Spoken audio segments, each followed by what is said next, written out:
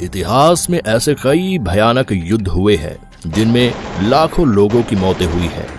एक ऐसे ही युद्ध की शुरुआत आज से करीब 68 साल पहले हुई थी, जिसे वियतनाम युद्ध के नाम से जाना जाता है। यह लड़ाई उत्तरी वियतनाम और दक्षिणी वियतनाम की सरकार के बीच लड़ी गई थी। लगभग 20 साल तक चली यह लड़ाई साल 1955 में शुरू हुई थी, जो साल 1975 में जाकर खत्म हुई थी। ये एक भयंकर लड़ाई थी जो शीत युद्ध काल में वियतनाम, लाओस और कंबोडिया की धरती पर लड़ी गई थी। इस युद्ध को सेकेंड इंडो चाइना वॉर के नाम से भी जाना जाता है, क्योंकि इस युद्ध में एक तरफ चाइना और रशिया जैसे कम्युनिस्ट देश थे जो उत्तरी वियतनाम की सेना का समर्थन कर रहे थे, तो वहीं दूसरी तरफ अमेरिका और मित्र देशों के साथ कंधे से कंधा मिलाकर लड़ रही दक्षिणी वियतनाम की सेना थी। लेकिन हैरानी की बात यह है कि इस युद्ध में किसी की भी जीत नहीं हुई थी, जबकि इस भीषण युद्ध में 30 लाख से भी अधिक लोग मारे गए थे। आज हम इस युद्ध की नहीं बल्कि इस युद्ध के दौरान घटने वाली एक रहस्यमयी घटना के बारे में बात करने वाले हैं। एक ऐसी घटना जो आपको भी चौंका देगी। वीडियो काफी इंटरेस्टिंग होने वाली है दोस्तों, बस बने रहिए वीडियो के अंत तक।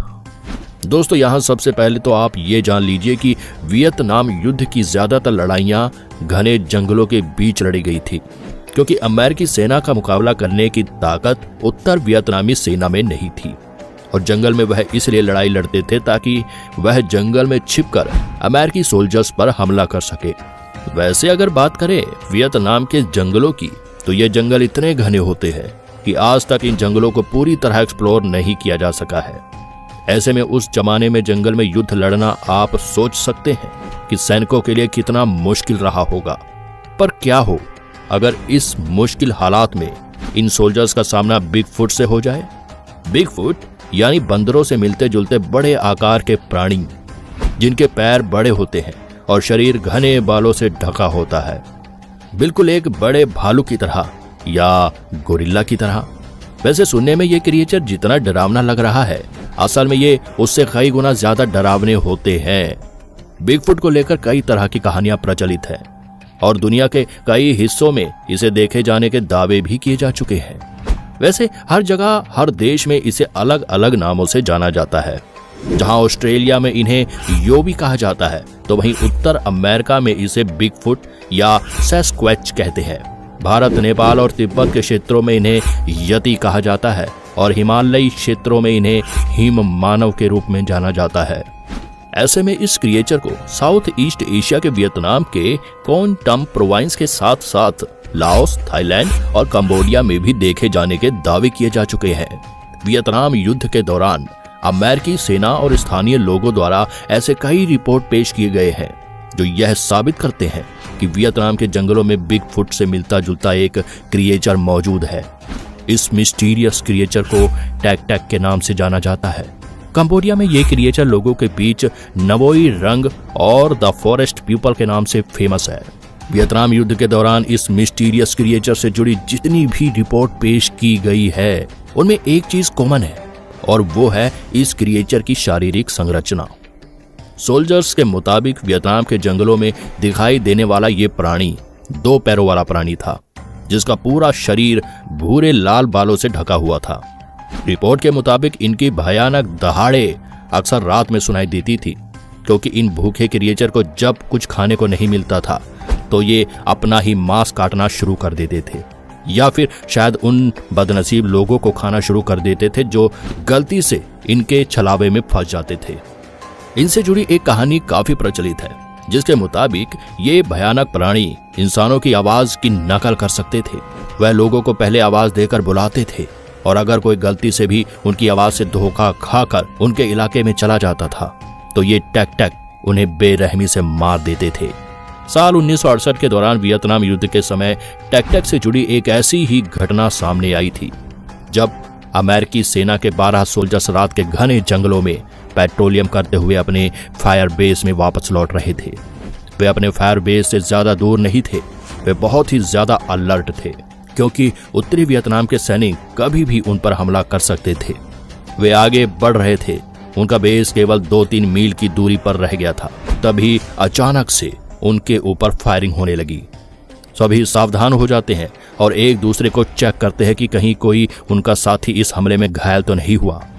अंधेरा अधिक होने की वजह से उन्हें अपना दुश्मन ठीक से दिखाई नहीं देता है, लेकिन बावजूद इसके अमेरिकी सैनिक रिटर्न्स में फायरिंग करते हैं।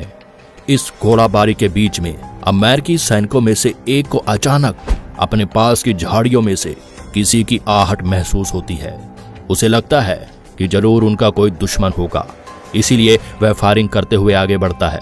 लेकिन तभी झाड़ियों में से एक बड़ी विशालकाय आकृति बाहर निकलती है, जिसे देखकर वहां मौजूद सभी अमेरिकी सोल्जर्स शॉक रह जाते हैं।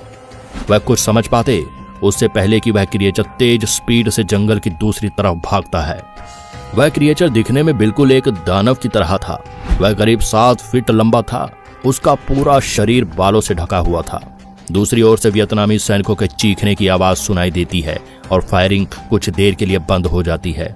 तभी अचानक से उनमें से एक वियतनामी सैनिक उस क्रिएचर पर फायरिंग करता है, लेकिन इस बार वह क्रिएचर भागता नहीं है, बल्कि पहले वह उन्हें ध्यान से देखता है, फिर तेज आवाज में दहाड़ कर उन्हें अपनी ताकत दिखाता है और फिर वहां से भाग जाता है। उसे देखकर ऐसा लग रहा था कि उस पर फायरिंग का कोई असर ही नहीं हो रहा था।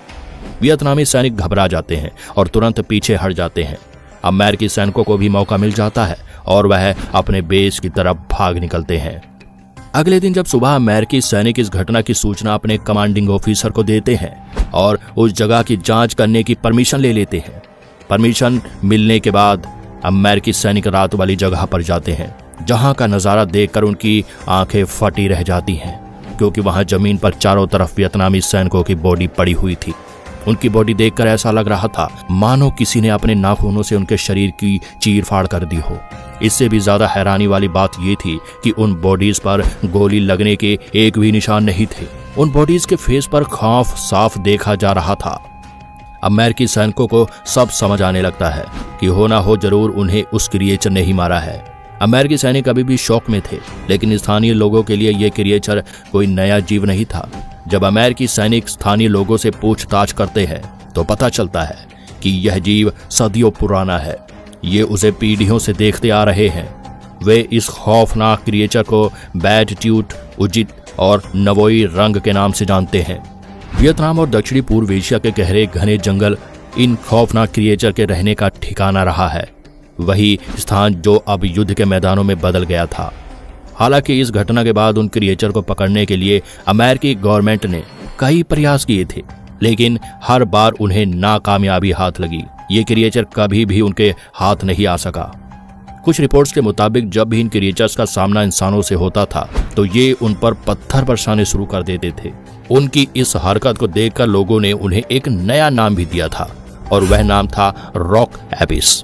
एक्सपर्ट के मुताबिक रॉक एपिस बिगफुट सैस्क्वैच से काफी हद तक मिलते जुलते हैं, लेकिन ये वो नहीं है, क्योंकि उत्तरी अमेरिका के सैस्क्वैच या बिगफुट बिल्कुल शांत और शर्मीले स्वभाव के होते हैं, जबकि वियतनाम में पाए जाने वाले रॉक एपिस काफी ज्यादा आक्रामक होते हैं। इसके अलावा रॉक एपिस 6 फीट तक लंबे होते हैं, यानी उत्तरी अमेरिका के बिगफुट की तुलना में 1 से 2 फीट तक छोटे होते हैं। इसके अलावा बिगफुट के ऑपोजिट रॉक एपिस को ग्रुप में रहने के लिए जाना जाता है, जबकि बिगफुट को कभी कभार ही ग्रुप में देखा जाता है। हालांकि बिगफुट की तरह रॉक वानर रात में या शाम के समय ही ज्यादा एक्टिव होते हैं। वियतनाम में लड़ाई के दौरान दोनों पक्षों द्वारा रॉक एपिस को देखे जाने की बात सामने आई थी, लेकिन आज बहुत से लोग इसे सिर्फ एक अफवाह मानते हैं। उनका कहना है कि हो ना हो इन सैनिकों ने जरूर किसी बंदर की कोई नई प्रजाति को देखा होगा, या फिर हो सकता है उन लोगों ने वन मानुष को देखा होगा। वैसे दोस्तों, आपको क्या लगता है, वियतनाम के जंगलों में सैनिकों ने रॉक एपिस को देखा था या बंदर की किसी अन्य प्रजाति को? अपना जवाब हमें कमेंट में जरूर बताइएगा। इस वीडियो में फिलहाल इतना ही। उम्मीद है नॉलेज से भरी ये वीडियो आपको पसंद आई होगी। अगर हाँ तो वीडियो को लाइक और शेयर जरूर करें। इस तरह के और भी अमेजिंग और इंटरेस्टिंग वीडियो देखते रहने के लिए चैनल को सब्सक्राइब जरूर कर लें। Thanks for watching.